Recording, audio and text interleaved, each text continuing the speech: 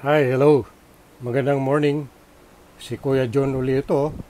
Ngayon araw is Thursday, November 21, 2024. Malapit na lang po, countdown. 3 days na lang po bago yung exam ninyo sa NAPOLCOM PNP examination dito po sa Police Eligibility Service, Police Executive Service Eligibility Entrance and Promotional Examination.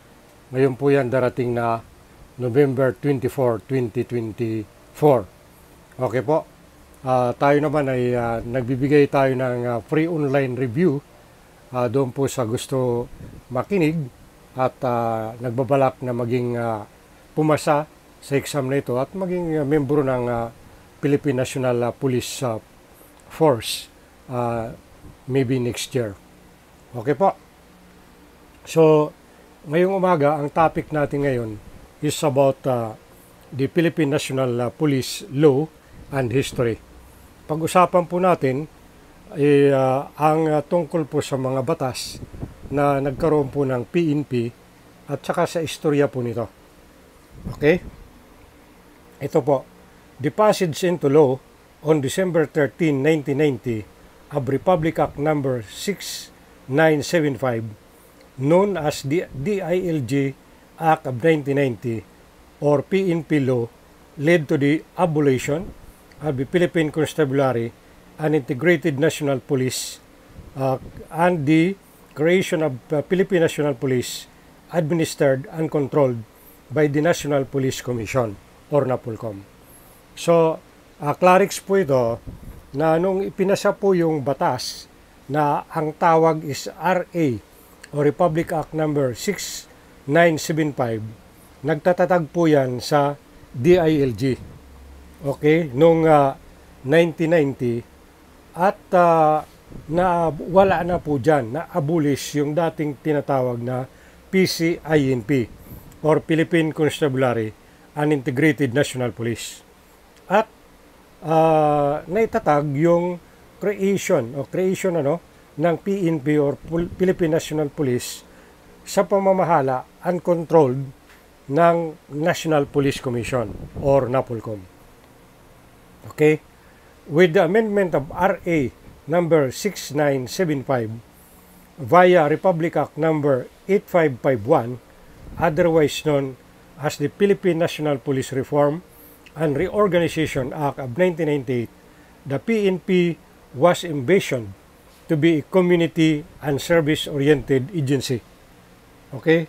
Tandaan po natin yan. Ang PNP, magiging community and service-oriented agency under the NAPOLCOM, which was made into an agency attached to the DILG, Department of Interior and Local Government, for the purposes of policy and program coordination. So, balikan po natin. Una is Republic Act number 6975, yung pagkakatatag ito ng DILG Act of 1990 or PNP law, na-abolish po dyan yung PCINP, Philippine Constabulary and Integrated National Police, at nahimugso na na-create yung Philippine National Police sa pamamahala ng NAPOLCOM, National Police Commission. Ngayon, yung RA 6975, na-amindahan po yan ng RA number 1998. Ang tawag naman po dyan is Philippine National Police Reform and Reorganization Act of 1998. Ano naman po yun? Na ang PNP ay maging community and service-oriented agency. Baka itanong po yan sa exam ninyo.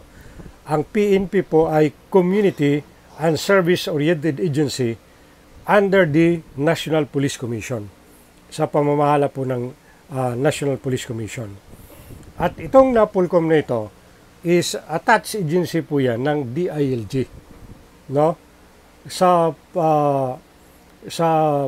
pamagitan po niya ng policy and program coordination. So yun po yung history niya at saka yung batas. Ngayon, maaari nyo itanong, ano naman po Kuya Jun ang PNP motto, Philippine National Police motto. Ang PNP motto is we serve and protect. So, nandyan po yung pulis para magsilbi po yan at proteksyonan. Ngayon ang tanong, sino po yung pagsisilbihan nila? Isa lang pamilya? Isang tao? Isang politiko? Hindi po. We serve and protect, ibig sabihin po nito, lahat po ng mga tao, pagsisilbihan po nila at poproteksyon nila with respect to their life, to their property, and to their liberty. We serve and protect. Kasi civilian sector po, ang police force is civilian in character po yan. So we serve and protect, hindi lang po yung mangilan-ngilan ng mga nakakataas, elected or appointed position in government. Dapat po pantay-pantay po yung pagtingin nila. Kasi bakit po? Sa ilalim po ng batas, lahat po ng mga empleyado, opisyal po ng gobyerno, ang sahod po nila ay galing po sa taong bayan. Ano? Sa taxes po, galing po sa taong bayan. Magkape ka lang dyan, bumili ka ng pagkain. Pag may resibo, matik po yan, 12%. Sisingilin ka po yan. Ang tawag yan, value-added tax. So, dapat po, pantay-pantay po ang pagtingin natin regardless of your status in life. Kasi yun po yung motto we serve and protect. Okay. Ano naman po, Kuya Jun, ang PNP philosophy, Philippine National Philosophy. Ang PNP philosophy po is tatlo: service, honor, and justice. SHJ, service, honor, and justice. Okay? Ano naman po yung PNP core values? Kanina sabi natin, motto, we serve and protect, philosophy, service, honor, and justice. Ngayon po yung PNP core values.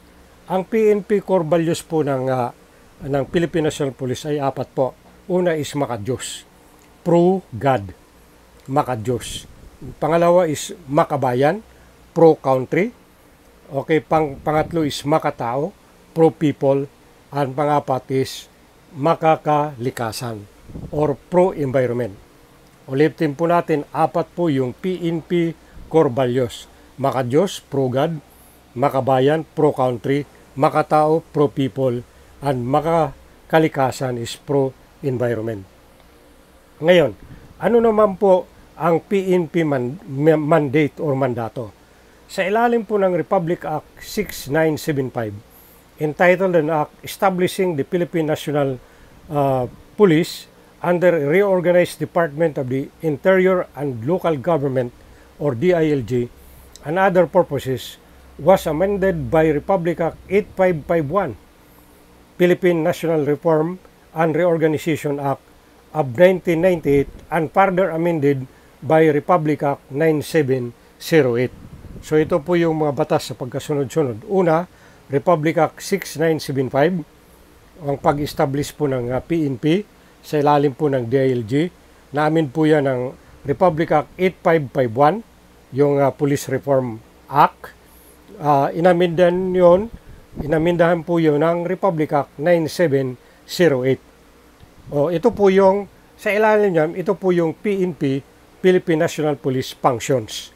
Mayroon po yan, 7 po. Number 1, law enforcement. So pagpapatupad po ng mga batas sa Pilipinas, law enforcement.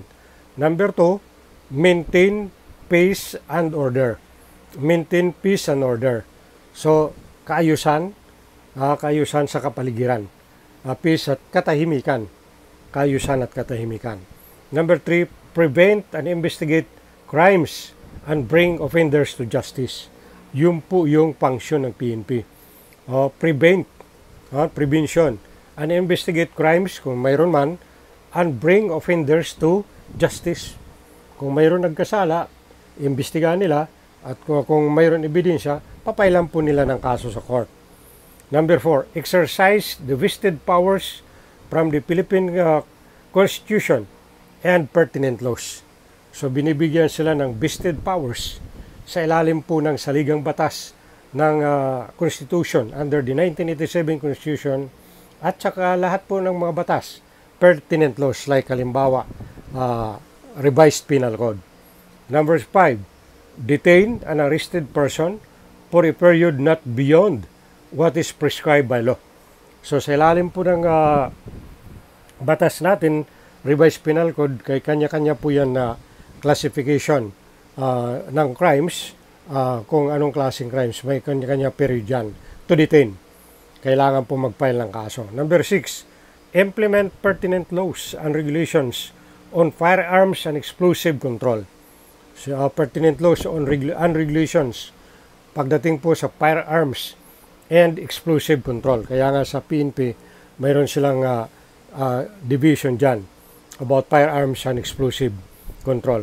Last one is supervised and control the training and operations of security agencies. So, sakop din nila yung PNP, yung supervision and control ng training and operations of security agencies.